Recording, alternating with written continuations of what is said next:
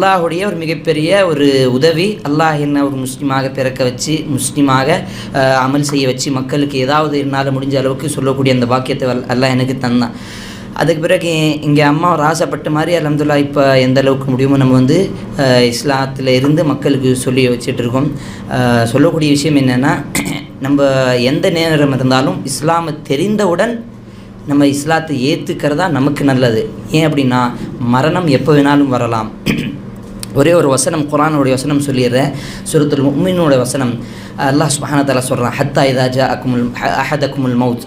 அவங்க இடத்துல ஒரு மரணம் வந்தது அப்படின்னு சொன்னால், அஹதக்குமுல் மவுத் கால ரப்பிர்ஜிஊன்.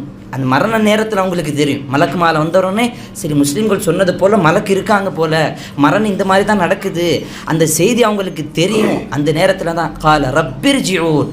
அப்போ அல்லாஹ் கூப்பிடுறான், என்னுடைய இறைவனே என்னை இந்த உலகத்தில் அனுப்பிடு.